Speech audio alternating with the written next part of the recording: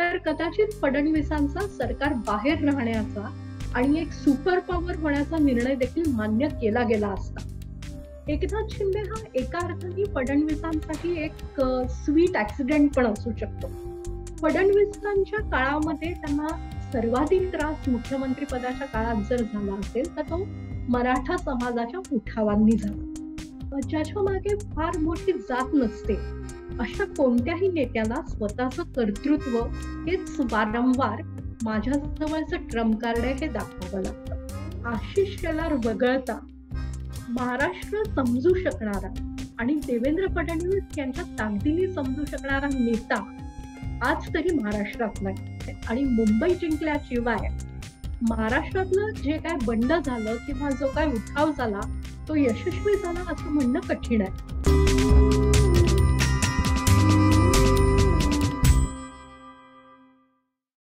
नमस्कार, मी विनायक पाचलक आणि थिंक बँकच्या बिहाइंड द सीन्स मध्ये तुम्हा सगळ्यांचं मनापासून स्वागत.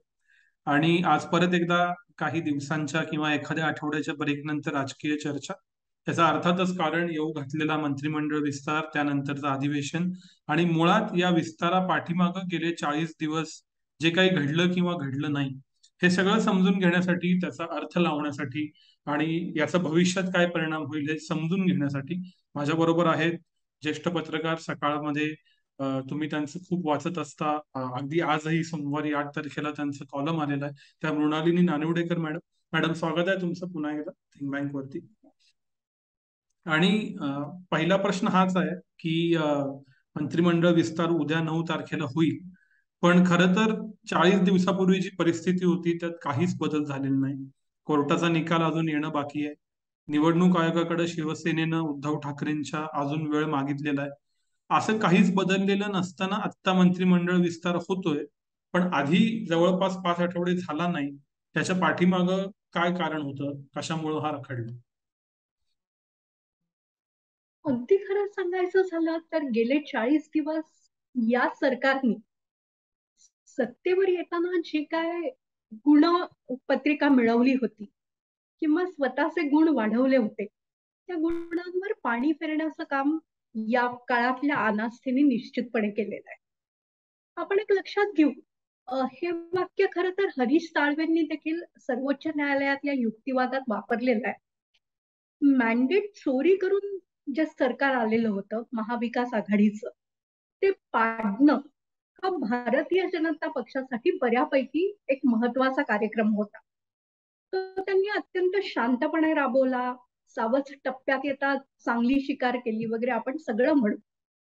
पण असं नवसा सायासाचं बाळ जे असतं ते जन्माला आल्यानंतर त्यांनी पराक्रम गाजवायला प्रारंभापासूनच सुरुवात करायची असते. जनतेची अपेक्षाही तशी असते. या ज्या काही घडामोडी झालेल्या आहेत त्या स्थानिक स्वराज्य संस्थांच्या आगामी निवडणुकांच्या पार्श्वभूमीवर आणि लोकसभेमध्ये अधिकाधिक मतदारसंघ मिळावेत यासाठी झालेले आहेत, हेही लपून राहिलेलं नाही. अशा वेळेला मंत्रिमंडळ विस्ताराबाबत जी काय चालढकल केली गेली आणि जी काय अनास्था दाखवली गेली ती खरोखर एक अनाकलनीय विषय आहे. या काळामध्ये भारतीय जनता पक्षासमोर, भारतीय जनता पक्षाच्या केंद्रीय नेतृत्वासमोर काही महत्वाचे कार्यक्रम होते, ते आपण नाकारण्यात काही अर्थ नाही. राष्ट्रपती पदाची निवडणूक होती, उपराष्ट्रपती पदाची निवडणूक होती, पण या दोन्ही निवडणुका ते हमखास जिंकणार हे निश्चित होतं. सर्वोच्च न्यायालयात हे प्रकरण गेलेलं होतं. ते प्रकरण आपण ज्याप्रमाणे म्हणाला अजून कोणत्याही निर्णायक टप्प्याला पोहोचलेलं नाही, धसास लागलेला नाही. असं असतानाही जो काही वेळ घालवला गेला तो वेळ घालवण्याची कदाचित 2च कारणं असू शकतील. शिंदेबरोबर अतिशय महत्वाकांक्षा असलेले आणि कोणाचाही धरबंध नसलेले 40 ते 50 आमदार आलेले आहेत. सामान्यतः जेव्हा एखादं बंड होतं तेव्हा 2-3 आमदारांचं पालकत्व एखाद्या छोट्या नेत्याकडे असतं आणि त्या नेत्याच्या शब्दावर विश्वास ठेवून 3 लोक 4 लोक दुसऱ्या फॉर्मेशन मध्ये गेलेले असतात. इथे असं काहीही झालेलं नाही. प्रत्येक जण एकनाथ शिंदे यांच्या नेतृत्वावर विश्वास ठेवून स्वतःहून तिथे आलेला आहे आणि त्या स्वतःच्याच विश्वासाच्या भरोश्यावर त्यांच्या ज्या काही हालचाली आहेत त्या सुरू आहेत. अशा वेळेला या 50ही लोकांना तुम्ही साधारणतः समाधानी कसं ठेवाल ही एक भली मोठी कसरत असते. ती कसरत करण्यासाठी एकनाथ शिंदे यांनी अत्यंत शांतपणे गेल्या काही दिवसात पावलं देखील उचललेली दिसतात. काही काही आमदारांच्या मतदारसंघांना भल्या मोठ्या प्रमाणात निधी मधल्या काळात दिला गेलेला आहे आणि तो निधी मिळाल्यामुळे हे आमदार शांत राहतील अशी देखील एक शक्यता आहे. काही बड्या आमदारांच्या मागे ईडीच्या चौकशा यापूर्वीपासूनच लागू झालेल्या आहेत. त्यामुळे त्यांचा देखील विचार कदाचित केला जाणार नाही. म्हणून एलिमिनेशन राऊंड साठी जो काय वेळ लागतो तो मधल्या काळात कदाचित एकनाथ शिंदेनी गटाने घेतला असावा. दुसरा, या सरकारमधला एकनाथ शिंदे जरी मुख्यमंत्री असले तरी अर्थातच सिंहाचा आणि महत्वाचा वाटा भारतीय जनता पक्षाचा असणार आहे.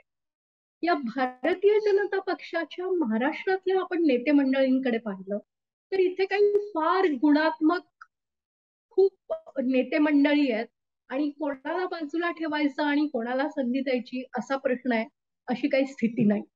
साधारणतः प्रत्येक नेत्याची कामगिरी बऱ्यापैकी साधारण राहिलेली आहे गेल्या 5 वर्षांपूर्वी पण.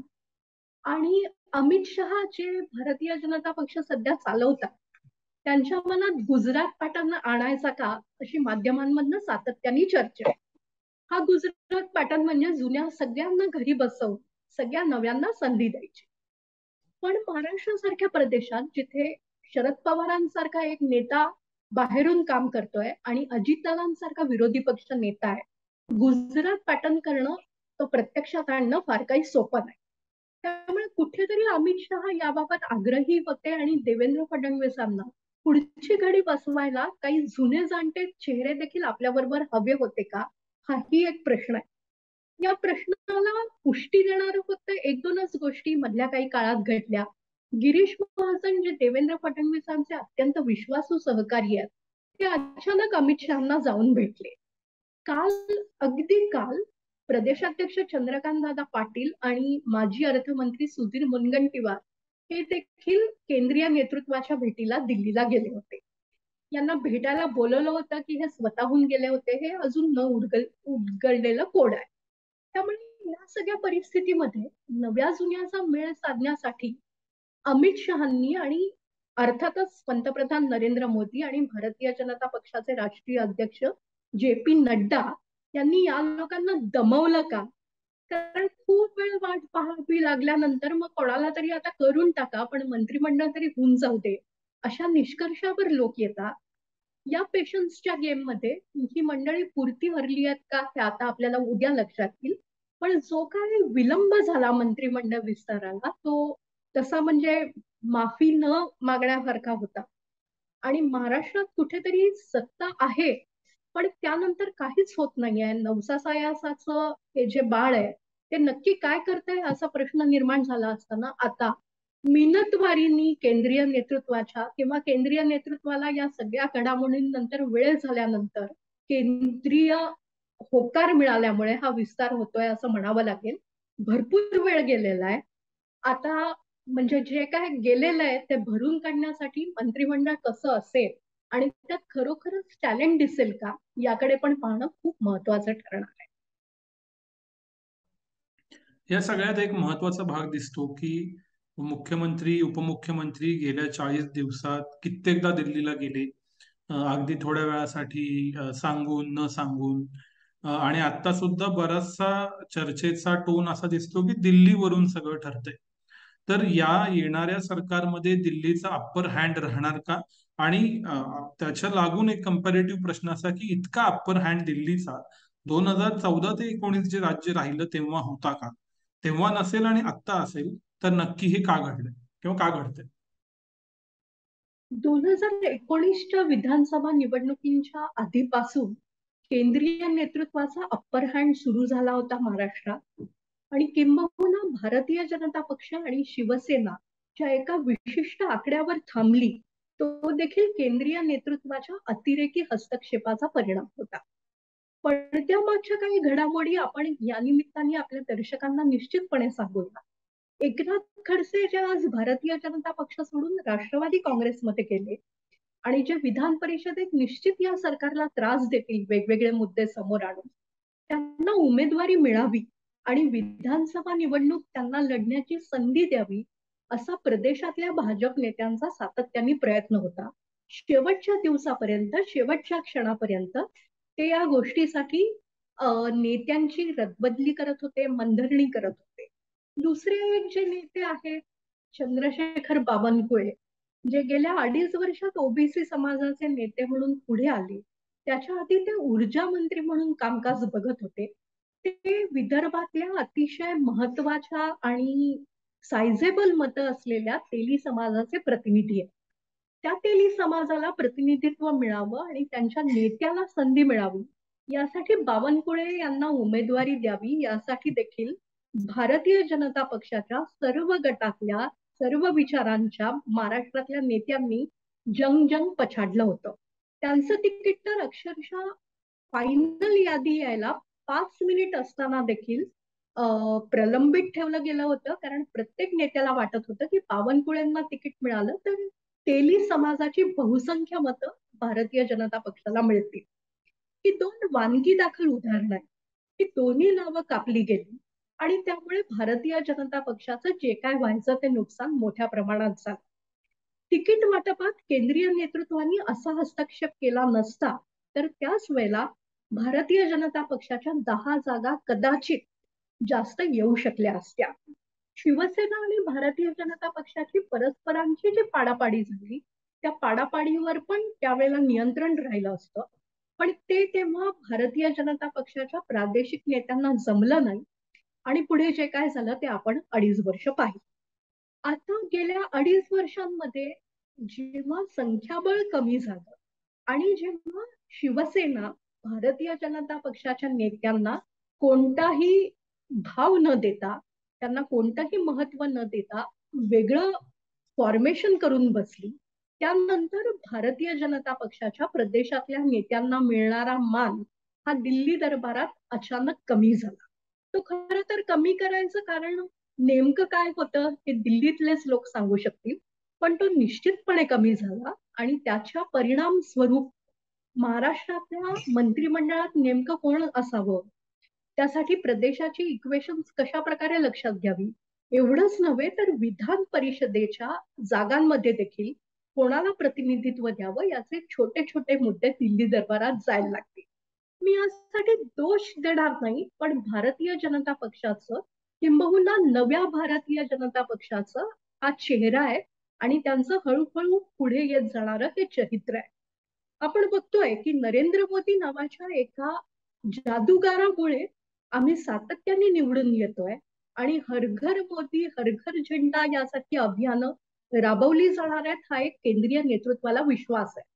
अशा वेळेला छोट्या छोट्या गोष्टींचे निर्णय देखील स्वतःकडे घेतले जातात आणि स्वतःच्याच इच्छेनुसार ते राबवले जातात. ते महाराष्ट्रात होणार हे स्पष्ट आहे. गेल्या 1 महिन्यापूर्वी देवेंद्र फडणवीस स्वतःहून जेव्हा घोषित करतायत की मी या सरकारच्या बाहेर राहीन आणि केवळ अर्ध्या तासात सूत्र फिरून त्यांना उपमुख्यमंत्री पदाची शपथ घ्यावी लागते आहे, यातूनच केंद्राची पकड किती प्रचंड राहणार आणि केंद्राच्या मर्जीशिवाय इथलं पानही कसं हलणार नाही हे स्पष्ट झालेलं आहे. 14 ते 19 मध्ये हा प्रकार होता का, तर खरंच सांगायचं झालं तर इतक्या मोठ्या प्रमाणात केंद्राचा हस्तक्षेप महाराष्ट्रात दिसून तरी आला नाही, किंवा जो काय हस्तक्षेप होता तो हस्तक्षेप होतोय असं चित्र आपल्या समोर आणून न देण्यात देवेंद्र फडणवीस यशस्वी झाले असं देखील म्हणता येईल. काही वेळेला साधारणतः असं मानलं जायचं की चंद्रकांत दादा पाटील हे केंद्राचे प्रतिनिधी आहेत आणि ते केंद्राकडून महाराष्ट्राच्या हालचालींवर लक्ष ठेवतात. पण या लक्ष ठेवण्याच्या मागे काही स्पर्धात्मक भाग नव्हता, तर राज्य आणि केंद्र यांनी उत्तम प्रकारे हातात हात घालून भविष्याकडे बघावं अशी एक साधारण भावना होती. गेल्या काही वर्षांमध्ये मात्र भारतीय जनता पक्षाची दिल्लीची पकड अधिक घट्ट होत जाते आणि ही पूर्वीच्या काळात इंदिरा गांधी ज्याप्रमाणे राज्यकारभार चालवायच्या आणि छोटे मोठे निर्णय स्वतःच्या आकलनानुसार घ्यायच्या त्या प्रकारचं हे साधारणतः पॅटर्न दिसतोय. फक्त त्यावेळेला इंदिरा गांधी या एकमेव नेत्या हे सगळं हाताळत असत असं म्हणत, यावेळेला भारतीय जनता पक्षाकडे 2 नेते आहेत, मोदी शहा, आणि साधारणतः त्यांच्या प्रत्येक गोष्टीला होकार देणारे जे पी नड्डा यांच्या माध्यमातून ही सूत्र हलवली जातात. एक आपण त्याही बद्दल लक्षात घेऊ आणि त्याकडे जरा उदारपणे बघू. शिवसेना हा महाराष्ट्रातला एक मोठी ताकद असलेला प्रादेशिक पक्ष आहे. त्या पक्षातले प्रचंड मोठ्या संख्येनं आमदार बाहेर पडणं ही फार सोपी गोष्ट नव्हती. केंद्रात जर भारतीय जनता पक्षाची सत्ता नसती तर एवढ्या मोठ्या प्रमाणातलं बंड आणि एवढं प्रचंड संख्येचं बंड प्रत्यक्षात आलं असतं का, याबद्दलही वेगवेगळी मतं व्यक्त करता येतील. आणि मग सगळं जर केंद्राच्या आशीर्वादाने होणार असेल तर मग आमचा पण या सगळ्यात से आहे, किंबहुना आम्ही तुम्हाला ताकद देतो, आम्ही तुमचं भविष्याची दिशा ठरवणार आहोत, अशा प्रकारचा एक विचार समोर येताना दिसतोय. तो येणाऱ्या काळात अधिक मोठ्या प्रमाणात दिसला तर आश्चर्य वाटायला नको. तुमचं हे उत्तर इतकं कॉम्प्रेहेन्सिव्ह आहे, इतक्या बऱ्याचशा गोष्टी ज्या माहीत नाहीत सामान्य माणसाला ते सांगणार आहे, पण त्याच्यातनं मला खूप प्रश्न समोर येत आहेत. मी जसे सुचत आहेत तसे मांडतो, तुम्ही त्याचा क्रम लावून उत्तर द्या. पहिला मुद्दा असा की महाराष्ट्र राज्य, तुम्ही म्हणालात तसं शरद पवारांसारखं अत्यंत सक्षम विरोधक असं असताना दिल्लीवरून महाराष्ट्र चालवणं प्रॅक्टिकली शक्य आहे का? 1980च्या दशकामध्ये इतक्या प्रमाणात सोशल मीडिया नव्हता, गोष्टी समोर येत नव्हत्या आणि माणसं 24/7 पॉलिटिकल नव्हती. म्हणजे आता 24/7 ऍक्टिव्ह पॉलिटिकल चर्चा करतात. हा पहिला मुद्दा. दुसरं, असं जर का असेल, दिल्लीचा कंट्रोल वाढत असेल, तर गेल्या 2.5 वर्षात सातत्यानं विधान परिषद, राज्यसभा इथं जी नेमणुका झाल्या किंवा इथं ज्यांना उमेदवारी दिली गेली ती थेट देवेंद्र फडणवीस यांना हव्या त्या उमेदवारांची निवड तिथं झाली असं मानलं जातं. मग त्याच्यामध्ये पंकजा मुंडेंचा सहभाग नसणं हा एक मुद्दा असेल किंवा इतर अनेक वेगवेगळ्या पद्धतीचे मुद्दे असतील, म्हणजे वेगवेगळ्या पद्धतीची उदाहरणं असतील. तर हे गेल्या 2.5 वर्षातलं एकूणातलं विधान परिषद आणि राज्यसभेचे उमेदवार आणि त्याच्या कॉन्ट्रास्टमध्ये आत्ता घडणारी ही दिल्लीची वर्चस्वाची भूमिका, हा दुसरा मुद्दा. आणि तिसरा मुद्दा म्हणजे महाराष्ट्र भाजप म्हणताना आता तो बहुतांश पद्धतीनं देवेंद्र फडणवीस या नेत्याभोवती केंद्रित झालेला आहे. महाराष्ट्र भाजपचं नेतृत्व म्हणजे कोण, तर देवेंद्र फडणवीस. तर त्यांची केंद्र पातळीवरती तयार होणारी संभाव्य स्पर्धा हे या सगळ्यामधला फॅक्टर आहे का? असे 3 मुद्दे मला सुचतात, तुम्ही त्याची संगती लावून विश्लेषण करावं. मी पहिल्या प्रश्नाचं उत्तर पहिल्यांदा देते, कारण हा प्रश्न अतिशय वायुवेगाने विचारला जात होता. निदान गेल्या 30 दिवसांपूर्वी मराठी माणसाला पंतप्रधान पदापर्यंत पोहोचता आलेलं नाही याची प्रचंड मोठी खंत आहे असं मला सातत्याने जाणवतं. खरं तर आपण अटकेपार झेंडे नेलेला समाज आहोत. म्हणजे या प्रदेशाचं नेतृत्व कसं होतं तर ते पार अटकेपार जाऊन येणार. पण आपण ते विसरून पानिपतच्या लढाईतच कुठेतरी अडकलेलो आणि पानिपत तुमची आमची गेली पत या म्हणीमध्ये किंवा या दुर्भाग्यामध्ये आपण इतके स्वतःला हिनदिन समजू लागलेलो की देशाच्या पंतप्रधान पदावर मराठी माणूस आल्याशिवाय कदाचित हे जे काय झालं तो इतिहास आपण पुसू शकणार नाही, असं एक मराठी मनाने उगाच ठरवून दिलेलं आहे. खरं तर या दोघांची काही परस्पर संबंध नाही, कारण मीमांसाही एकत्रितपणे करता येणार नाही. पण कुठेतरी मराठी माणूस पंतप्रधान झालेला नाही, होऊ शकलेला नाही याची प्रचंड खंत आपल्या मनात आहे. या खंत बाळगण्याच्या आपल्या स्वभावामुळे असं होतं की थोडाफार एक बरा नेता महाराष्ट्राच्या भूमीत उगवला किंवा महाराष्ट्राच्या भूमीवर स्वतःच काही कर्तृत्व दाखवू शकला की आपल्याला लगेच त्याला पंतप्रधान करायची स्वप्न पडायला लागतात. प्रमोद महाजन, ज्यांचं दुर्दैवाने फारच विचित्र परिस्थितीत निधन झालं, ते अतिशय उत्तम नियोजनकार होते. त्या काळच्या वाजपेयी आणि अडवाणी या भारतीय जनता पक्षाच्या शीर्षस्थ नेत्यांच्या अतिशय जवळचे होते. ते एक दिवस नक्की पंतप्रधान होणार असं स्वप्न आपण मराठी माणसांनी खूप मनापासून पाहिलं. ते पंतप्रधान न होता गेले याची आपण खंत देखील बाळगली. शरद पवार हे महाराष्ट्रातले खरोखर एक महत्वाचे नेते निश्चितपणे. महाराष्ट्रातच नव्हे तर भारतातल्या अनेक घडामोडींचा अर्थ लावून त्याला वेगळा अर्थ देण्याचं काम देखील पवारसाहेब कौशल्याने करू शकतात. पण पवारसाहेब पंतप्रधान पदाच्या स्पर्धेत नक्की कुठे होते त्यांच्या मागे किती खासदार होते, त्यांच्या मागे नेमकं काय बळ होतं. काँग्रेस पक्ष सोडून गेल्यानंतर त्यांना खरोखर अशा पद्धतीची संधी मिळणं शक्य होतं का, याचा विचार न करता त्यांच्या कर्तृत्वाच्या आधारावर आपण त्यांना पंतप्रधान करण्यासाठी धडपडत असतो. 14 ते 19 या 5 वर्षांच्या कामगिरीनंतर देवेंद्र फडणवीस यांना देखील आपण या दोन नेत्यांच्या स्पर्धेत टाकून दिलं. स्पर्धेपेक्षाही या दोन नेत्यांच्या रांगेत टाकून दिलं. आणि आता जणू काय देवेंद्र फडणवीस हे पंतप्रधान होणार.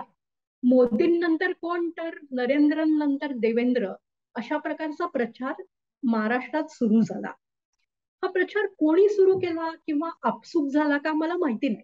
पण देवेंद्र फडणवीस यांच्या नेतृत्वाच्या ज्या काही क्षमता होत्या, त्या क्षमतांवर मर्यादा या प्रचारानेच घालून टाकली. एक तर सरळ सरळ लक्षात घेतलं पाहिजे की नरेंद्र मोदी यांच्या खालोखाल भारतीय जनता पक्षामध्ये अमित शहा यांचं मोठं योगदान आहे. ज्यावेळेला नरेंद्र मोदी हे पंतप्रधान पदाचं स्वप्न प्रत्यक्षात आणायचा प्रयत्न करत होते, त्यावेळेला उत्तर प्रदेश एक हाती अमित शहानी त्यांना जिंकवून दिला होता. गुजरात मधली छोटी बदली देखील अमित शहाच्या संमतीशिवाय होत नाही, हे सत्य आहे. अशा प्रकारचा एवढा महत्वाचा आणि संघटनेवर प्रचंड पकड असणारा नेता पंतप्रधान पदाचं स्वप्न पाहणार नाही का? तर निश्चितपणे अमित शहा पंतप्रधान पदाचं स्वप्न पाहत असतील. त्यांचा संपूर्ण भारतातला जो वावर आहे किंवा संपूर्ण भारतातली सरकार आणण्यामध्ये, ती एस्टॅब्लिश करण्यामध्ये त्यांचा जो काय हातभार लागलेला आहे, ते लक्षात घेता ते पंतप्रधान होण्याचं स्वप्न निश्चितपणे पाहत असतील. आणि तसं स्वप्न पाहण्याचा त्यांना पूर्णतः अधिकार आहे. असा नेता डावलून लगेच देवेंद्र फडणवीस यांना कोण पंतप्रधान करायला चाललं होतं, याचं उत्तर देवेंद्र फडणवीसांच्या समर्थकांनाच माहित असेल. त्यांचे जे कोण समर्थक होते अशा प्रकारचा प्रचार सुरू करणारे, त्यांनी त्यांचं खूप मोठं नुकसान केलं. आणि त्यामुळेच मग देवेंद्र फडणवीसांची कोणतीही छोटीशी गोष्ट पंतप्रधान पदाशी जोडून घेत त्यांचं जे नेतृत्व फुलू शकणार आहे, अजूनही फुलू शकणार आहे, त्याला खूप घाई आपण केल्यासारखं, 2 मिनिट नूडल्स सारखं आपण आवरण दिलं. आणि आता महाराष्ट्रातनं पंतप्रधान झालाच, आलाच पुढे, अशा रीतीने आपण तिकडे पाहत राहिलो.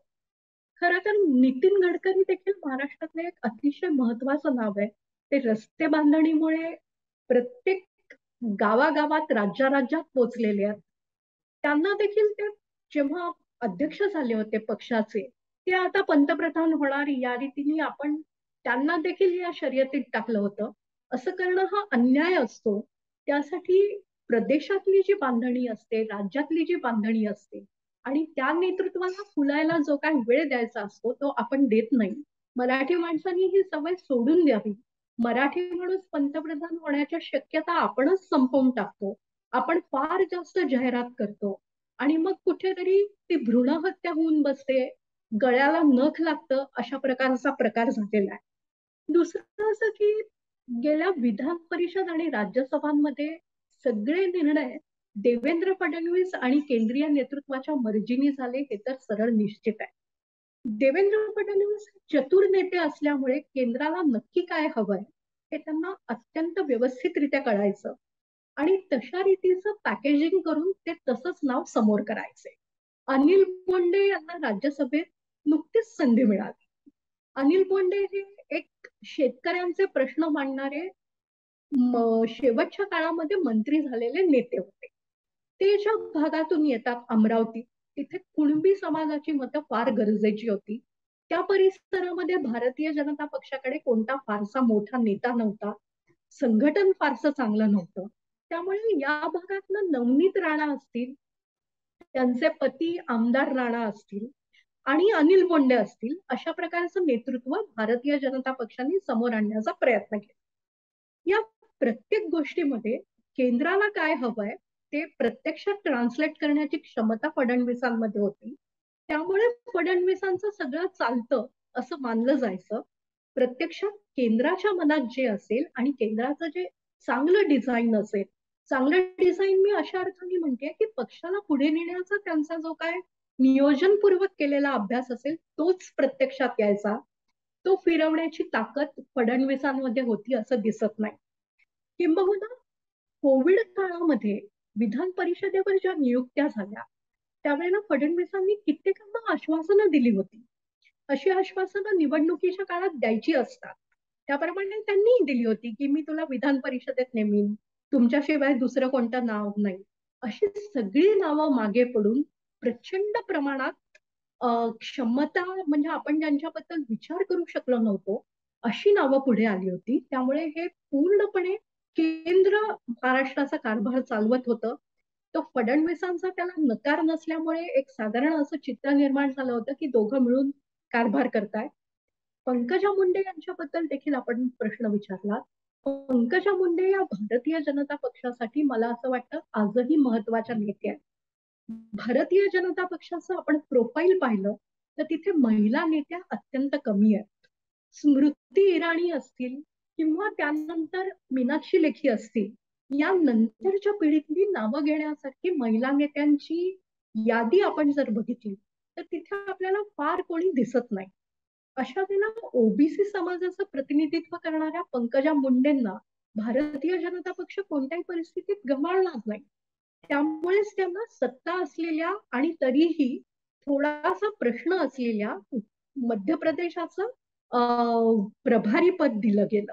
पण पंकजाताई जर स्वतःचाच मतदारसंघ राखू शकत नसतील आणि स्वतःच्या मतदारसंघात त्या प्रचंड मोठ्या फरकाने पराभूत होणार असतील तर त्यांना कितपत संधी द्यायची आणि त्यांना असं मागल्या दरांनी परिषदेवर पाठवायचं का याचा विचार निश्चितपणे होत असेल. शिवाय कोणत्याही दरबारी राजकारणात एकध्रुवीय कधीही वातावरण ठेवलं जात नाही आणि कोणत्याही पक्षाच्या संघटनेला ते फारसं पुढे नेणारही नसतं. त्यामुळे देवेंद्र फडणवीस यांच्या खालोखालचा नेता कोण असा जो काय प्रश्न निर्माण झाला असेल तिथे कोणाकोणाला टाकता येईल याचा केंद्रीय भाजप निश्चितपणे विचार करत असेल.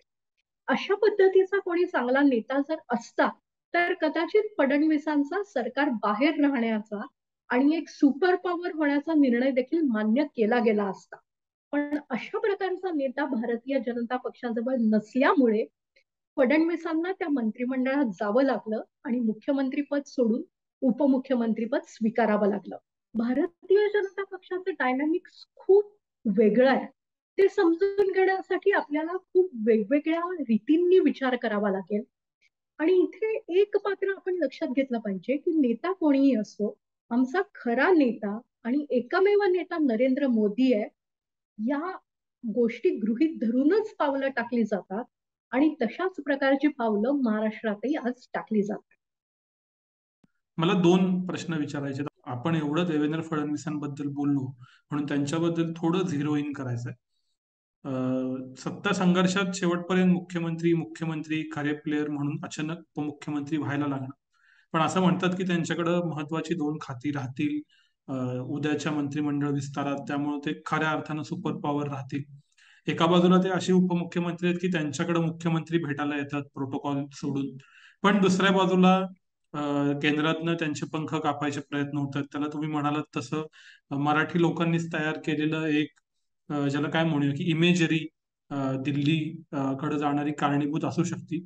एका बाजूला दिल्लीत मात्र एकछत्री अंमल किंवा दोन लोकांचं नेतृत्व असलं पाहिजे असं आहे, पण राज्यात मात्र असा एकछत्री अंमल होऊ द्यायचा नाही. हा विरोधाभास सुद्धा यातनं दिसतोय की दिल्लीत मोदी शहा असतील पण महाराष्ट्रात फक्त फडणवीस नको. तर या सगळ्यामध्ये फडणवीसांचं राजकारण आणि त्याचं भविष्य त्यांच्या राजकारणाचं याच्याकडे तुम्ही कसं बघता? तर आपण लक्षात घेतलं पाहिजे की देवेंद्र फडणवीस या व्यक्तीचा जर आपण विचार करायचा झाला तर राजकारणात फारशी सोयीची जात नसताना खरं तर असं जातीच्या आधाराने विश्लेषण करणं काही फारसं योग्य नसतं. आणि स्वातंत्र्याच्या 75 वर्षांनंतरही आपण त्या चौकटीत अडकतो हे दुर्दैव आहे. पण तरी देखील ते करावं लागतं कारण राजकारणाचं ते वास्तव आहे. ज्याच्या मागे फार मोठी जात नसते किंवा ज्याच्या मागे फार मोठी धनशक्ती नसते अशा कोणत्याही नेत्याला स्वतःचं कर्तृत्व हेच वारंवार माझ्या जवळचं ट्रम्प कार्ड आहे हे दाखवावं लागतं. गेल्या 5 वर्षांमध्ये म्हणजे सत्तेच्या 5 वर्षांमध्ये फडणवीस ते करण्यामध्ये बऱ्यापैकी यशस्वी झाले होते. मग कुठेतरी जलयुक्त शिवार सारखा कार्यक्रम असेल, की महाराष्ट्रात जर सिंचन व्यवस्था जिकडे तिकडे पोहोचू शकणार नसेल, प्रत्येक जिल्ह्यामध्ये पोहोचणार नसेल, तर पडणारं पाणी अडवून त्यातून सिंचन निर्माण करणं ही ग्रामीण भागासाठी ची व्यवस्था. मग तिथे कुठेतरी स्मार्ट विलेजेस सारखी संकल्पना आणत त्याचा 21व्या शतकाशी जागतिक स्पर्धेशी अ, जोडायचा प्रयत्न. दुसरीकडे अर्बन क्षेत्रामध्ये महाराष्ट्रातलं शहरी जे राजकारण आहे ते खूप मोठ्या प्रमाणात येत्या काही काळात वेग घेणार आहे. आणि प्रोजेक्शन लक्षात घेता एक साधारण 62% मतदार हा महाराष्ट्रातला आता शहरी किंवा निमशहरी होणार आहे. अशा परिसरामध्ये मेट्रो सारखं जाळं असेल किंवा अशा परिसरातल्या कम्युटिंगचा आढावा घ्यायचा प्रयत्न असेल, अशा परिसरामध्ये नरेंद्र मोदींनी जे काय स्वप्न पाहिलंय की प्रत्येकाला घर, ते नागरी भागातही प्रत्यक्षात आणण्याची धडपड असेल, हे सगळं फडणवीसांना अत्यंत उत्तम रीतीने समजलं होतं. आणि पहिल्या 5 वर्षांमध्ये ते प्रत्यक्षात आणायचा खूप मोठ्या प्रमाणात त्यांनी प्रयत्नही केला होता. पण हा प्रयत्न करतानाच त्यांना त्यांच्या विश्वासाचे किंबहुना त्यांच्या ताकदीचे काही नेते स्वतःबरोबर जे जोडता यायला हवे होते, त्या याच्यात मात्र ते कुठेतरी स्वतःची टीम बिल्ड करू शकले नाही. नरेंद्र मोदींकडे आपण नेहमीच म्हणतो की नरेंद्र मोदींकडे अमित शहा होते. अगदी आपण जुनं उदाहरण घ्यायचं झालं, थोडंसं जुनं, तर उद्धव ठाकरे मुख्यमंत्री झाले तरी सर्व आमदारांचं हवं नको बघणारे एकनाथ शिंदे या उद्धव ठाकरेंच्या बरोबर होते. ते जेव्हा बाहेर पडले तेव्हा काय झालं ते आपण बघतो. पण अर्थात ते वेगळं उदाहरण, ते इथे लागू होणार नाही. असं फडणवीसांच्या मंत्रिमंडळामध्ये म्हणजे पहिला क्रमांक फडणवीस असेल तर पुढची 5 नावं कोणती याबद्दल जो गोंधळ होता, तो गोंधळ दूर करण्यामध्ये आणि नवं नेतृत्व समोर आणण्यामध्ये फडणवीस 5 वर्षांमध्ये फारसे यशस्वी होऊ शकले नाही. हा म्हणजे मी तर मोठा नेता आहे, पण मला मानणारे आणि माझ्या नजरेखाली विकसित झालेले काही नेते की जी त्यांच्या संघ परिवाराची पद्धत आहे, ती प्रत्यक्षात आणण्यात फडणवीसांना प्रारंभीच्या टप्प्यात तरी फारसं यश मिळालं नाही असं म्हणावं लागेल. हा त्यांच्या वाटचालीतला एक खूप मोठा अडसर आहे. मी मगाशी ज्याप्रमाणे म्हटलं की हा माणूस माझं काम करेल असं म्हणणारं नाव त्यांच्याकडे नव्हतं. आता पुढच्या राजकारणाचा जर विचार करायचा झाला तर फडणवीसांची इमेज ही देशभरात अत्यंत चांगली आहे. दुर्दैवानी अशा पद्धतीच्या नेत्यांना पुढे आणण्यासाठी जे काय वातावरण निर्माण व्हावं लागतं, ते वातावरण निर्माण होण्याची तजवीज भारतीय जनता पक्षामध्ये आलाकमान त्यांचे आका करत असतात. त्यांच्या मनात काय आहे याच्यावर बऱ्यापैकी गोष्टी अवलंबून राहतील.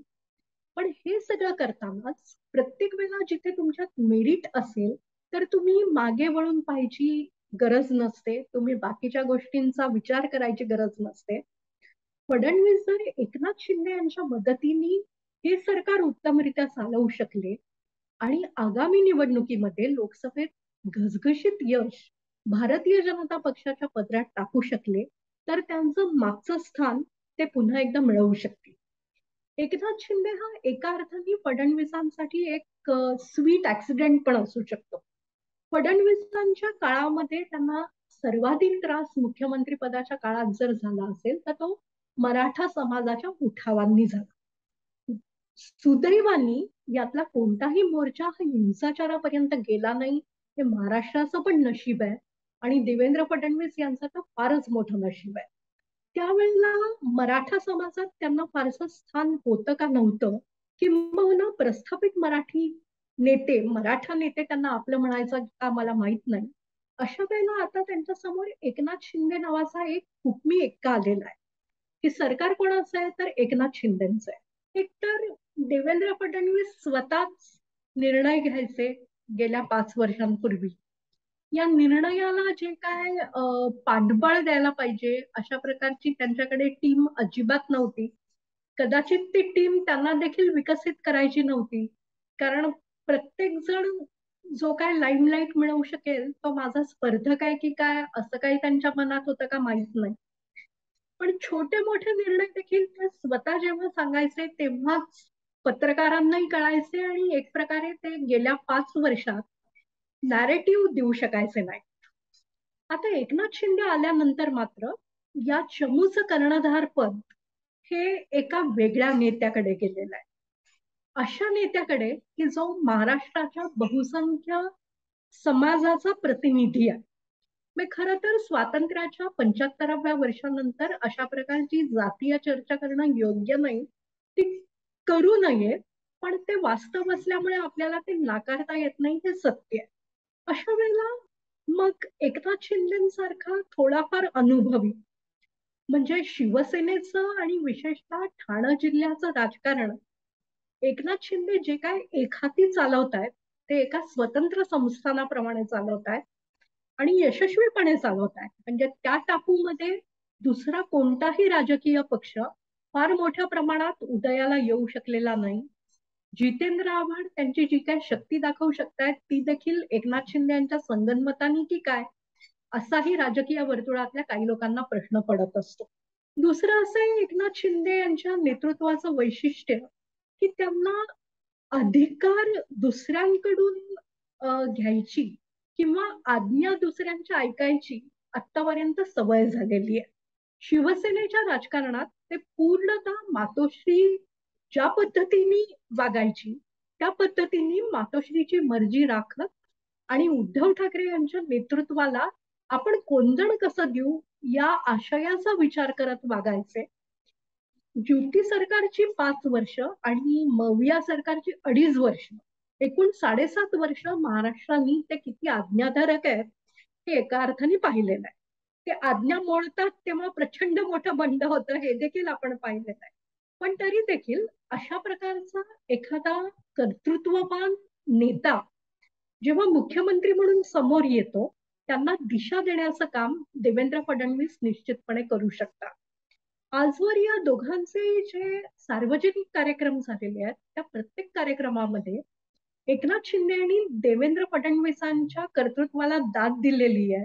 कित्येकदा तर त्यांना नको असताना देखील जसं विधिमंडळातल्या विश्वास ठरावाच्या वेळेचं भाषण होतं की केवळ यांच्यामुळेच हे शक्य झालंय असं सांगून त्यांच्या पदरी जे काय घडलं त्याचं पूर्ण माप देण्याचा प्रयत्न केलेला आहे. आता खर तर देवेंद्र फडणवीस हे 2022 मध्ये 2014 ते 2019 मध्ये ज्या चुका करत होते त्या चुका ओलांडून पुढे जाण्याचं स्वप्न पाहू शकतात. ते पाहू शकतील का आणि त्यांना तशी उसंत मिळेल का? थोडस नागपूरकडचे जे राजकारणी असतात ते नियोजनात थोडेसे कच खातात. ते थोडं पश्चिम महाराष्ट्रातलं आणि पुण्या मुंबईचं जे नियोजनबद्ध पुढे जाणं असतं ते त्यांनी शिकायची गरज आहे. गडकरीजी ते शिकले, आता फडणवीसांनी ते शिकायची गरज आहे. दुसरं असं फडणवीसांकडे अजिबात चांगली चमू त्यांच्या मुख्यमंत्री पदाच्या कार्यकाळात बॅकस्टेजला देखील काम करताना दिसली नाही. अशा पद्धतीची एखादी टीम तयार करणं आणि ती टीम एकनाथ शिंदे यांच्या सहकार्याने पुढे आणणं हे त्यांना येत्या 2.5 वर्षात करता येण्यासारखं खूप मोठं काम असू शकेल. हे काम ते अत्यंत चांगल्या रीतीने करतील तर निश्चितपणे त्यांचं नेतृत्व फार मोठ्या प्रमाणात समोर येईल. दुसरी शक्यता अशी वर्तवली जाते की महाराष्ट्रामध्ये फडणवीसांना वजा करून त्यांना लगेचच केंद्रात न्यायचं, फार तर एखाद वर्षात त्यांना केंद्रात न्यायचं आणि त्यांना केंद्रात मंत्री करायचं. मला ती शक्यता तशी कमी वाटते, कारण आशिष शेलार वगळता महाराष्ट्र समजू शकणारा आणि देवेंद्र फडणवीस यांच्या ताकदीने समजू शकणारा नेता आज तरी महाराष्ट्रात नाही. विनोद तावडे यांना अत्यंत उत्तमरित्या महाराष्ट्राचं गणित समजायचं, समीकरणं समजायची. त्यांना देखील अनुकूल असे बरेच घटक होते, पण ते राष्ट्रीय राजकारणात गेलेले आहेत आणि बोरिवली मतदारसंघातनं ते निवडून जरी आले तरी लोकनेते होण्यासाठी त्यांना महाराष्ट्रात फारसा अवधी मिळू शकलेला नाही. अशा वेळेला मग फडणवीसांच्या मनात जे असेल आणि चांगल्या अर्थाने त्यांना महाराष्ट्राच्या राजकारणाला जी काही दिशा द्यायची असेल ती दिशा ते येत्या काळात देऊ शकतात आणि त्याच वेळेला राष्ट्रीय राजकारणात जी काय 10-15 वर्षांनी त्यांना इनिंग करायची संधी मिळू शकेल त्याची तयारी देखील करू शकतात. नरेंद्र मोदी यांचं जर कर्तृत्व आपण पाहिलं तर त्यांनी गुजरातचा मुख्यमंत्री म्हणून स्वतःला अत्यंत उत्तमरित्या समोर आणलं. गुजरातमध्ये त्यांनी मोठ्या प्रमाणात गुंतवणूक आणली. ज्या प्रमाणात त्यांना गोधरा हत्याकांडासाठी सातत्याने दोषी धरलं जात होतं ते खटले त्यांनी उत्तमरित्या हाताळले. माझ्या राज्यात येणारी गुंतवणूक ही त्या गोष्टींमुळे अडलेली नाही हे दाखवायचा प्रयत्न केला, यशस्वी प्रयत्न केला. त्याच वेळेला पियुष पांड्यांसारखी काही मंडळी बरोबर घेतली. त्याच वेळेला जे आता त्यांच्यापासून दूर गेलेले आहेत असे एक अतिशय चांगले रचनाकार त्यांनी स्वतःच्या बरोबर आणले. सिटिझन्सना एकत्र केलं आणि आज मोदी नावाचा एक चमत्कारी वाटणारं नेतृत्व देशासमोर उभं राहिलं. देवेंद्र फडणवीस जर मोदी यांना स्वतःला शिष्य मानतात तर ते ह्या पदकमलांवर पुढे जाऊ शकतात. जाऊ शकतील का, त्यांच्यात तेवढं कर्तृत्व आहे का, याची उत्तरं येणारा काळ देईल. पण कुठेतरी हा 2 पावलं मागे येण्याचा जो घटनाक्रम झालेला आहे 30 दिवसांपूर्वीचा, त्याचा ते संधी म्हणून उत्तमरित्या उपयोग करू शकतात. ते उपयोग करून घेतील का हे राजकीय गणित तपासण्याच्या आपल्या सगळ्यांच्या आवडत्या उद्योगामुळे आपल्यालाही बघणं आवडणारं ठरणार आहे. कदाचित त्याची उत्तरं येत्या काळातच मिळणार आहे. दुसरं असं की उत्तर प्रदेशाच्या खालोखाल लोकसभा जागा जिंकून देणारं सर्वात महत्वाचं राज्य महाराष्ट्र आहे. गेल्या काही दिवसांमध्ये भारतीय जनता पक्षाच्या नेतृत्वात जे काही स्टॅग्नेशन आलं असेल किंवा येऊ शकेल ते लक्षात घेता महाराष्ट्रातनं अधिकाधिक जागा निवडून येणं भारतीय जनता पक्षाची गरज झालेली आहे. मागच्या वेळेला पश्चिम बंगालनी खूप मोठ्या प्रमाणात साथ दिली होती. यावेळेला ममता बॅनर्जींनी तो पश्चिम बंगाल जर स्वतःकडे राखला तर तिथल्या जागा कमी होतील. उत्तर प्रदेशमध्ये कायमच भारतीय जनता पक्ष अत्यंत उत्तम परफॉर्मन्स देत आला. याही वेळेला देईल. ज्याप्रमाणे आझम खान आणि बाकी सगळ्यांना वेगवेगळ्या मार्गांनी बरोबर घेण्याचे प्रयत्न चालू आहेत त्यात भाजप कुठे कसर सोडणार नाही. पण महाराष्ट्रातल्या 48 जागांपैकी जर 40 किंवा 42 जागा फडणवीस जिंकवून देऊ शकले तर त्यांचं दिल्ली दरबारातलं वजन निश्चितपणे वाढेल. यावेळेला एकनाथ शिंदेसारखा तगडा नेता ज्याच्याकडे धनशक्ती आहे, पैसा खर्च करण्याची ज्यांची दानत आहे, प्रत्येक गरजवंताला आपला मानून त्याच्या मागे उभं राहण्याचं कायम प्रदर्शन एकनाथ शिंदेंनी केलेलं आहे, असा जोड देणारा नेता आलेला आहे. त्यामुळे कदाचित जसं चीनमध्ये यिन अँड यांग म्हणतात तसं फडणवीस आणि शिंदे किंवा शिंदे आणि फडणवीस, आपण अन्याय नको करूया एकनाथ शिंदेवर, हे कॉम्बिनेशन कदाचित हिट होऊ शकेल. ते हिट होण्यातही काही अडसर आहे. त्यातला सगळ्यात मोठा अडसर अजितदादा पवार नावाचा महाराष्ट्राची संपूर्ण माहिती असलेला विरोधी पक्ष नेता आहे. आता हा विरोधी पक्ष नेता जर या ना त्या मार्गाने परिस्थितीवश कुठेतरी शरण येण्याच्या मनस्थितीत असेल किंबहुना दिलेली चौकट ओलांडून तो जर काही वेगळं करणार नसेल, असं होईल का मला माहिती नाही. या अनेक शक्यतांपैकी ही शक्यता आहे. तर महाराष्ट्राचं राजकारण हे जास्त रोमहर्षक आणि मजेदार होण्याची शक्यता आहे. गेल्या काही दिवसांपासून काँग्रेसमध्ये मोठ्या प्रमाणात गडबड चालू आहे आणि काँग्रेसमधले काही आमदार पक्षीय नेतृत्वाला कंटाळून आणि आता भाजपशिवाय तरणोपाय नाही हे लक्षात आलं असल्यामुळे राजीनामे देऊन भाजपात येण्याच्या तयारीत आहे अशीही चर्चा आहे. त्यामुळे हे सगळे जर घटक जुळून आले तर महाराष्ट्र हा राष्ट्रीय राजकारणातला महत्वाचा घटक होऊ शकतो जर या 2 नेत्यांनी अत्यंत उत्तम कामगिरी दाखवली तर. दुसरं असं आहे की गेल्या काही दिवसातल्या घडामोडींमुळे मराठी माणसाचा स्वाभिमान मात्र निश्चितपणे दुखावलाय. पश्चिम बंगाल असेल आणि महाराष्ट्र असेल, इथून या देशाला इंटलेक्च्युअल नेतृत्व कायम मिळालेलं आहे. स्वातंत्र्य लढ्याच्या स्मृतींचा आपण जागर करताना तर हे निश्चित लक्षात घेतलं पाहिजे की सशस्त्र क्रांतीचे उठाव असतील, लोक चळवळी असतील आणि सामाजिक बदलाचे जे काय उपक्रम किंवा कायदे किंवा हालचाली असतील, ह्यातली 2 अतिशय महत्वाची राज्य पश्चिम बंगाल आणि महाराष्ट्र. अशा महाराष्ट्राकडे तुम्ही लक्षच देत नाही आणि आज काय आम्हाला महत्वाचं काम काय आहे तर एक निवड आहे, मग नंतर काय ताबडतोब दुसरी निवड आहे. असं करून जर तुम्ही महाराष्ट्रात विस्तारच करणार नसाल तर मराठी माणसाला अशा दुय्यम प्रकारची वागणूक अजिबात आवडत नाही. दुसरं असं आहे की शिवसेनेचं उद्धव ठाकरे गटाबद्दल जर मुंबईकरांच्या मनात काही सहानुभूती निर्माण होत असेल आणि मुंबई पुन्हा जर शिवसेनेकडेच राहणार असेल तर तो देखील एकनाथ शिंदे आणि देवेंद्र फडणवीस यांच्या वाटचालीतला खूप मोठा अडसर ठरू शकेल. आजपर्यंत कुठेही न जाणारे उद्धव ठाकरे सातत्याने शिवसेना भवनापर्यंत पोहोचतायत. आज उद्धव ठाकरे यांचे चिरंजीव आदित्य ठाकरे यांचा जळगावचा दौरा त्यांनी प्रकृती ठीक नसल्यामुळे रद्द केलाय. पण ते देखील जिथे जिथे बंडखोरी झाली आहे तिथे तिथे जात आहेत.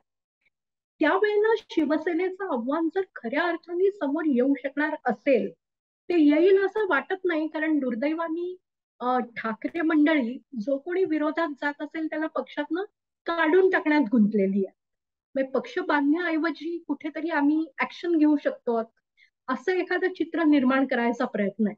पण उद्धव ठाकरे गटाने ही कमतरता दूर केली आणि मुंबई राखण्यासाठी जर ते पूर्ण ताकदीने उतरले तर ते या दोघांसमोरचं मोठं आव्हान ठरणार आहे. आणि मुंबई जिंकल्याशिवाय महाराष्ट्रातलं जे काय बंड झालं किंवा जो काय उठाव झाला तो यशस्वी झाला असं म्हणणं कठीण आहे. त्यामुळे या सरकारसमोरची मोठी आव्हानं लगेचच येणार आहेत. ती स्थानिक स्वराज्य संस्थांच्या निवडणुकीची आहे. महाराष्ट्राची जी पद गेली आहे ती पद सावरण्याची आहे. आणि दुसरं असं की या फेडरल स्ट्रक्चरमध्ये राज्यांची जी स्पर्धा निर्माण होणार आहे परस्परांच्या पुढे जाण्याची आणि एका चांगल्या अर्थाने प्रगत राज्य स्वतःला करायची, त्यात महाराष्ट्र कुठे टिकतो आणि कुठे राहतो याकडे लक्ष देणं खूप महत्वाचं आहे. एकनाथ शिंदेबरोबर आलेली मंडळी ही कशा पद्धतीने मंत्रालयात फिरतात आणि कशा पद्धतीने नोकरशाहांना फोन करून स्वतःची कामं करून घेतात त्याबद्दल अनेक चर्चा आहेत. त्या खऱ्या आहेत का खोट्या आहेत किंवा एकनाथ शिंदे यांना कर्णधार म्हणून या मंडळींवर वचक ठेवायला वेळ नव्हता मला माहिती नाही. पण महाराष्ट्राचं चित्र जर खऱ्या अर्थाने प्रगत राज्य म्हणून समोर आणायचं असेल तर या मंडळींना देखील कुठेतरी वेसण लावून एक खूप चांगला कारभार इथून करावा लागेल. पोस्ट जीएसटी प्रत्येक राज्याच्या अर्थव्यवस्थेसमोर खूप मोठे प्रश्न निर्माण होणार आहेत. ते प्रश्न कसे काय हाताळले जातात यावर देखील बरंच काही अवलंबून राहील. गेल्या काही दिवसांमध्ये आपण जर बघितलं तर दक्षिणी भागातली राज्य अत्यंत उत्तम रीतीनं प्रगती करतायत. त्यांचा जीडीपी वाढतोय, त्यांच्याकडे गुंतवणूक जास्त येते. अशा वेळेला महाराष्ट्र यात स्वतःचं स्थान कुठे शोधणार आणि फक्त 2.5 वर्षामध्ये या प्रश्नाला देखील महत्व येईल. त्यामुळे उद्या शपथ झाल्या झाल्या या सगळ्या मंत्र्यांना अत्यंत तयारीने राज्यकारभाराकडे लक्ष द्यावं लागेल. गेलं 2.5 वर्ष महाराष्ट्राच्या राजकारणातलं जे काय होतं त्याबद्दल मला असं वाटतं न बोलणं उत्तम राहील असं बरेच लोक म्हणत असतात. दुर्दैवानी मोठ्या मोठ्या पदांचे लिलाव झाले अशा गोष्टी माध्यमांमधून येत असतात. ईडी सारख्या यंत्रणा महाराष्ट्रात अतिशय मोठ्या प्रमाणात सक्रिय झालेल्या आहेत. मुंबईचे जे पोलीस आयुक्त होते ते एक पोलीस आयुक्त अटकेत गेलेले आहेत. दुसरे पोलीस आयुक्त केवळ म्हणजे हे दोघंही माजी पोलीस आयुक्त आहेत. दुसरे माजी पोलीस आयुक्त केवळ माफीचा साक्षीदार झाल्यामुळे वाचलेले आहेत. आणि जगातला सर्वात महत्वाचा उद्योगपती होऊ बघणाऱ्या मुंबईतल्या अंबानींच्या घरासमोर काहीतरी प्रयोग केले जातात हे निश्चितपणे महाराष्ट्राच्या प्रशासकीय व्यवस्थेवर उपस्थित झालेलं प्रश्नचिन्ह आहे. सरकार बदललं म्हणून हे सगळंच बदललं आणि व्यवस्था स्वच्छ झाली असं म्हणणं इतकं भोळसटपणा करून चालणार नाही. त्यामुळे महाराष्ट्राच्या इतिहासातलं हे 2.5 वर्ष वगळून पुन्हा महाराष्ट्राला जर पूर्वीच्या वातावरणात न्यायचं असेल, यशवंतराव चव्हाणांच्या काळात न्यायचं असेल तर या दोघांना खूप मेहनत करायची गरज आहे. ते तशी मेहनत करू शकतात का ते येणाऱ्या काही दिवसात आपल्याला दिसेल. या सगळ्यातला अजून एक अननोन फॅक्टर आहे ते म्हणजे सर्वोच्च न्यायालयात काय होणार, निवडणूक आयोगात काय होणार. असं म्हणतात की खूप विधिज्ञ माध्यमातून असं म्हणतात की ही केस अशा पद्धतीला जाईल की या सगळ्या शिंदे गटाच्या सेनेला कुठल्या तरी पक्षात मर्ज व्हावं लागेल, मग ते भाजपतच व्हावं लागेल, मग जुन्या शिवसेनेचं काय होईल? आदित्य ठाकरे तुम्ही म्हणालात त्याप्रमाणे महाराष्ट्रात फिरतायत, उद्धव ठाकरे शिवसेना भवनात येत आहेत. एकनाथ शिंदेची शिवसेना आणि उद्धव ठाकरेंची शिवसेना यांचं भविष्य तुम्हाला काय दिसतं? मला असं वाटतं भारतीय जनता पक्ष हा या दोन्ही सेनांच्या पल्ल्याड जाऊन स्वतःचं महाराष्ट्रातलं अस्तित्व वाढवण्याच्या प्रयत्नात आहे. आणि अर्थातच उद्धव सेना किंवा एकनाथ शिंदे सेना यांच्यापेक्षाही भारतीय जनता पक्षाला स्वतःचे अधिकाधिक खासदार इथे निवडून आणायचे आहेत. जे काही 40-50 आमदार एकनाथ शिंदे यांच्या गटात सामील झालेले आहेत त्यातले नक्की किती निवडून येतील किंबहुना त्यातले कोणीच निवडून येणार नाहीत असं राष्ट्रवादी काँग्रेस आणि उद्धव ठाकरे यांचा गट वारंवार सांगत असतो. खरं तर या प्रत्येक नेत्याच्या मतदारसंघात जाऊन तिथली लोकभावना काय आहे याचं एखादं ऑडिट कोणी केलं तर आपल्याला चित्र कळू शकेल की हे लोक कंटाळले होते म्हणून आले आहेत की त्यांना जनतेचं तेवढं अजून समर्थन मिळालेलं नाही किंवा ते कुठेही गेले तरी निवडून येतील अशी स्थिती आहे. त्याबद्दल बोलणं आता उचित होणार नाही. पण भारतीय जनता पक्ष हा अत्यंत विस्तारवादी पक्ष आहे. भारतीय जनता पक्षाचे अध्यक्ष जगतप्रसाद नड्डा यांनी ही बाब कुठेही न लपवता बोलून देखील दाखवलेली आहे. त्यामुळे समजा जर काही क्षेत्रांमध्ये भारतीय जनता पक्षाचं अस्तित्व नसेल, कारण भारतीय जनता पक्ष कित्येक ठिकाणी आजवर निवडणूकच लढवत नव्हता, तर त्या ठिकाणी एकनाथ शिंदे यांच्या लोकांना समोर आणण्याचा प्रयत्न होईल. एकनाथ शिंदे भारतीय जनता पक्षाच्या विचारांनी पुढे चालत राहिले. 2.5 वर्षात त्यांना देखील स्वतःची ताकद कळू शकते, त्यांची देखील महत्वाकांक्षा वाढू शकते. पण ती बाजूला ठेवून ते जर भारतीय जनता पक्षाच्याच मतांनी किंवा त्यांच्याच दिमतीला जर कायम हजर राहिले तर भारतीय जनता पक्ष त्यांच्या माध्यमातून त्यांना हवे असलेले उमेदवार देखील उभे करू शकेल. कुठेतरी असंही होऊ शकेल की भारतीय जनता पक्षाला हवा असलेला पण भारतीय जनता पक्षाला निवडून येईल असं वाटत असलेला अशा दोन त्यांच्याच उमेदवारांची लढत होईल आणि मग जो निवडून येईल तो आपला अशी देखील वेळ येईल. त्यामुळे आगामी 2.5 वर्षात काही फार शांततेने सगळ्या गोष्टी पार पडणार आहेत असं मला तरी वाटत नाही. कोणत्याही राजकीय पक्षामध्ये संघर्ष हा असतोच, किंबहुना कोणत्याही बड्या पक्षामध्ये देखील दोन गटांचा आपापसात एक छुपा सुप्त संघर्ष सुरूच असतो. तशाच प्रकारे या दोन्ही नेत्यांच्या गटांमध्ये म्हणजे भारतीय जनता पक्ष आणि एकनाथ शिंदे यांची शिवसेना यांच्यात कुठेतरी सुप्त घडामोडी सुरू राहतील. याचा फायदा उठवण्याची ताकद कोणत्या अन्य राजकीय पक्षात आहे का हे पाहणं देखील महत्वाचं ठरेल. मला त्या दृष्टीने मुंबई महानगरपालिकेत मनसे काय करू शकते का हे पाहणं देखील आता महत्वाचं वाटतंय. राष्ट्रवादी काँग्रेस हा महाराष्ट्रातला अत्यंत बड्या आणि ताकदवान नेत्यांचा, धनवान, शक्तिवान आणि बुद्धिमान नेत्यांचा पक्ष आहे. पण या पक्षाचं अस्तित्व हे केवळ काही जिल्ह्यांपुरतच आतापर्यंत होतं. हा पक्ष पूर्ण राज्यभर नेण्यासाठी काही प्रयत्न केले जाणार आहेत का आणि 2.5 वर्षात ते कितपत यशस्वी होतील याकडे देखील लक्ष देणं आवश्यक आहे.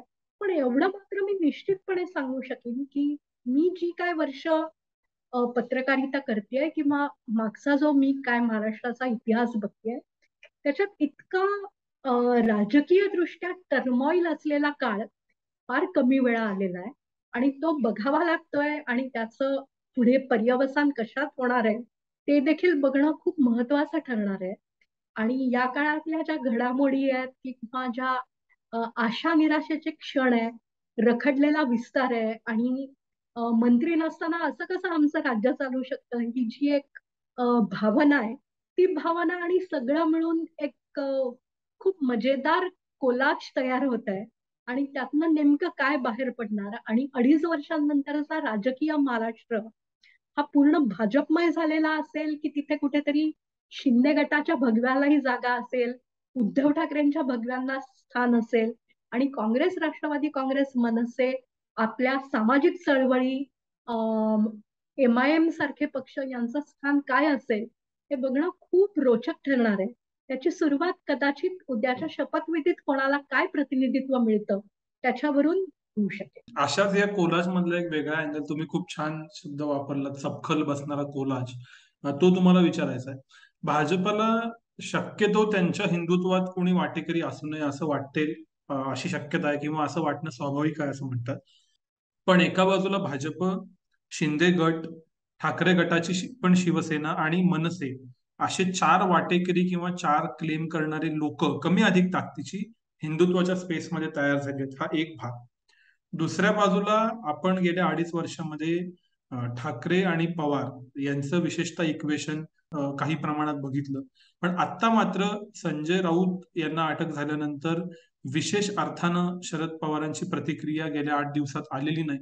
त्यामुळे या इक्वेशनचं काय होणार हाही एक प्रश्न आहे. आणि या सगळ्यामध्ये अत्यंत अस्थिर असणारा आणि तो दिसणाराही माध्यमातून काँग्रेस पक्ष.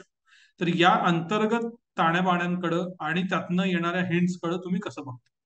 महाराष्ट्र विकास आघाडीच्या नावानी एकत्र येणं ही या तिन्ही राजकीय पक्षांची गरज होती.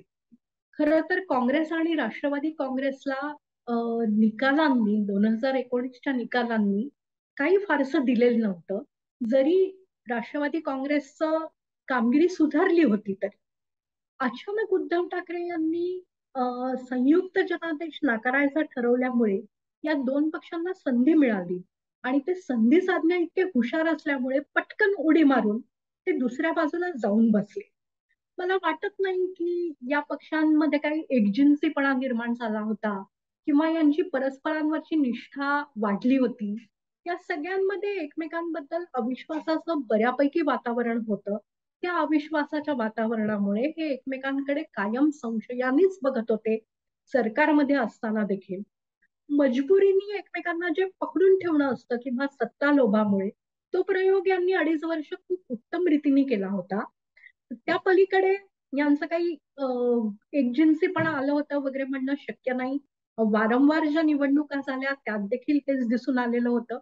काँग्रेस पक्षाची स्थिती तर एकूण राष्ट्रीय स्तरावरच्या घडामोडी पाहता देखील अत्यंत चिंताजनक होतीये.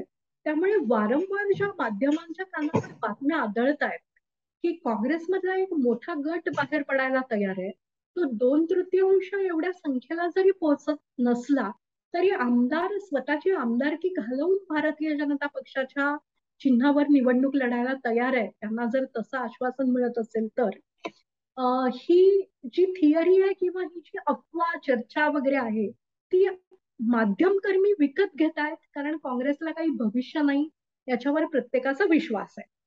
आता ही घडामोड नेमकी आत्ताच होईल, कारण आत्ता भारतीय जनता पक्ष आणि शिंदे गट मिळून जी काय रचना तयार झाली आहे त्यात फार काही कोणाला जागा नाहीये, संख्या देखील त्यांची पूर्ण झालेली आहे. त्यामुळे कदाचित निवडणुकीच्या आधी देखील या प्रकारच्या घडामोडी घडू शकतात. काँग्रेसबद्दल देशाप्रमाणेच राज्यातली स्थिती अत्यंत चिंताजनक आहे. वाईट आहे हे, कारण लोकशाहीमध्ये एका सशक्त विरोधी पक्षाची गरज असतेच. आणि ते विरोधी पक्ष प्रादेशिक असण्याऐवजी ते जर राष्ट्रीय स्तरावरचे असले तर लोकशाहीला एक चांगली दिशा मिळायची संधी मोठ्या प्रमाणात निर्माण होत असते. पण आज तरी काँग्रेस बाबत असं आपण काही फारसं विश्वासाने म्हणू शकणार नाही. या पक्षाला आपण निश्चितपणे शुभेच्छा देऊ. या पक्षातनं नवीन नेतृत्व समोर यावं हीच आपली आशा राहील. बाकी मला असं वाटतं की संजय राऊतांना अटक झाल्यानंतर ज्याप्रमाणे बाकी दोन पक्षांनी केवळ पत्रक काढून एक दूरत्व दाखवलेलं आहे, ते या पक्षांच्या नात्यांवर बरंच काही भाष्य करणारं, बरंच काही बोलणार आहे. दुसरं असं की भारतातल्या वोटिंगचा पॅटर्न आज जर पाहिला तर हे विधान थोडंसं धाडसाचं आहे, पण तरी ते करायला मी तयार आहे. किंबहुना ते करायला आणि त्याच्यावरच्या प्रतिक्रियांचा अंदाज घ्यायला मला आवडणार आहे. भारतीयांच्या जनुकामध्ये जी काय पराभवाची भावना इस्लामिक आक्रमणापासून खोल दबा धरून बसलेली होती की आम्हाला कोणी येऊन जिंकू शकतंय आणि आम्ही पराजितांचा देश आहे, त्याला कुठेतरी वेगळं वळण मिळून आम्ही हिंदुत्वाच्या नावाने मतदान करायला तयार आहोत आणि आम्ही हिंदू आहोत, या जनुकांमध्ये जी पराभवाची भावना दबा धरून बसली होती तिची जागा आता कुठेतरी आम्ही जेते आहोत, किंबहुना जगाला सांगायला आमच्याकडे काहीतरी आहे, अशा पद्धतीच्या अस्मितेने घेतल्याचा काहीतरी बदल हळूहळू जाणवतोय. हा बदल कुठे आक्रमक होऊन समोर येतो, जो काही फार हिताचा नाही. भारत हा कधीही अशा प्रकारचा आक्रमक किंवा बदला घेणारा देश नाही. पण माझी हरवलेली जी अस्मिता आहे हिंदुत्वाची, ती आता मी कुठेतरी सांगायला तयार आहे, अशा पद्धतीचं वातावरण. आणि या लाटेमध्ये, या हिंदुत्वाच्या लाटेमध्ये प्रत्येकच पक्ष स्वतःचं अस्तित्व शोधायला किंवा या लाटेत आपण किती भिजू हे बघायला उत्सुक झालेला आहे. त्यामुळेच राहुल गांधी कुठेतरी जनेऊधारी म्हणून समोर येतात, कुठेतरी जाण्याचा प्रयत्न करतात. मंदिरात जाणं हे पूर्वी राजकीय पक्ष ज्याप्रमाणे निषिद्ध मानायचे तसं आज मानत नाही. त्यामुळे या हिंदुत्वाच्या बसमध्ये बऱ्यापैकी गर्दी होणार आहे. पण अर्थातच या हिंदुत्वाचं पेटंट हे संघ परिवाराकडे आहे, हे भारतीय समाज जाणतो. त्यामुळे संघटनेची जर जोड मिळाली तर मला वाटत नाही की हिंदुत्वाचा जो अजेंडा आहे तो अन्य पक्ष घेऊ शकतील. मराठीपणाचा अजेंडा आणि मराठीपणाचं जे काय मतदान असेल ते मात्र उद्धव ठाकरे किंवा शिंदे गट स्वतःकडे खेचू शकतील. शिंदे गट ते खेचायची शक्यता कमी वाटते. पण आम्ही मराठी आहोत हा कदाचित उद्धव ठाकरे सेनेचा पुढचा कार्यक्रम असू शकेल. तो तसा असेल का हे देखील आपल्याला येणारा काळ दाखवेल. या अत्यंत विस्तृत आणि रोचक मुलाखतीतल्या शेवटचा प्रश्न थोडासा वेगळा आणि थेरॉटिकल आहे. तो असा की 2014 नंतर देवेंद्र फडणवीस मुख्यमंत्री झाले, मग उद्धव ठाकरे मुख्यमंत्री झाले, आणि आता काही राजकारण घडून पुन्हा एकनाथ शिंदे मुख्यमंत्री झाले. या तिन्ही मुख्यमंत्र्यांमधला कॉमन फॅक्टर असा की ते शहरी मुख्यमंत्री आहेत. 2014 पर्यंत शहरी मुख्यमंत्री फारसा मनोहर जोशींचा अपवाद वगळता महाराष्ट्रानं बघितला नव्हता. तर हे महाराष्ट्राचं राजकारण अधिक शहरी होण्याकडं जात आहे का, आणि याच्यामध्ये भविष्यातल्या राजकारणाची बीजे रोवलेली आहेत? निश्चितपणे आहेत. तुमचा प्रश्न अत्यंत उत्तम आहे. आणि खर तर म्हणजे नागरीकरणाचा जो रेटा आहे त्या नागरीकरणाच्या रेट्याला कुठेतरी लक्षात घेण्यामध्ये आपले नियोजनकारही कमी पडतायत. किंबहुना भारत हा ग्रामीण भागात राहणारा देश आहे, हे जे आपण वारंवार स्वतःच्या मनाशी जपलेलं वाक्य आहे, त्यापेक्षा वेगळं वास्तव महाराष्ट्रात, तामिळनाडूत, काही प्रमाणात कर्नाटकात अस्तित्वात येत आहे. आणि खूप मोठ्या प्रमाणात नागरीकरण होत आहे. हे कुठेतरी योगायोगाने झालं असेल, पण या तीन जे नेते समोर आलेले आहेत त्यांना संधी देण्यामुळे अधोरेखित होत आहे. खर तर स्वातंत्र्योत्तर काळातलं या भागांमधलं नियोजन देखील आता वेगळ्या अर्थाने करावं लागेल. की ह्या सगळ्या परिसरामध्ये खूप मोठ्या प्रमाणात स्थलांतरितांच्या झोपडपट्ट्या वाढत आहेत, तिथे आरोग्य सेवा नाहीत, तिथे कोणत्याही प्रकारची बदलाची क्रांती होऊ शकत नाही. हे चित्र फार विदारक आहे, त्याकडेही लक्ष द्यावं लागेल.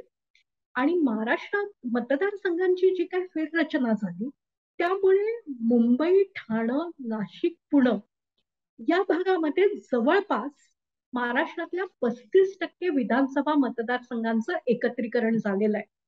एका अर्थाने एकनाथ शिंदे यांनी मुख्यमंत्री होणं हा या टापूचं जे काही संख्याबळ वाढलेलं आहे त्याला कुठेतरी एन्डॉर्स करण्याची घटना आहे, जी नकळत का होईना झाली आहे, पण ती एका अर्थाने बरंच काही बोलणारी आहे. त्यामुळे मला असं वाटतं की नव्या सरकारने देखील ग्रामीण भागाकडे लक्ष द्यावंच, पण त्याचबरोबर नागरी भागाच्या गरजा आणि नागरी भागाचे होणारे प्रश्न आणि तिथून प्रगतीला मिळणारी उत्तरं, प्रगतीला मिळू शकणारे नवे आयाम याकडे लक्ष देणं खूप गरजेचं आहे. मॅडम, तुमचे खूप खूप आभार. एक अत्यंत इंटरेस्टिंग आणि गेल्या 2 महिन्यातल्या राजकारणाचा आवाका समजून घेणारी आजची मुलाखत झाली. पुन्हा बोलूच, पण आजच्यासाठी इथंच थांबूया. धन्यवाद. थँक्यू.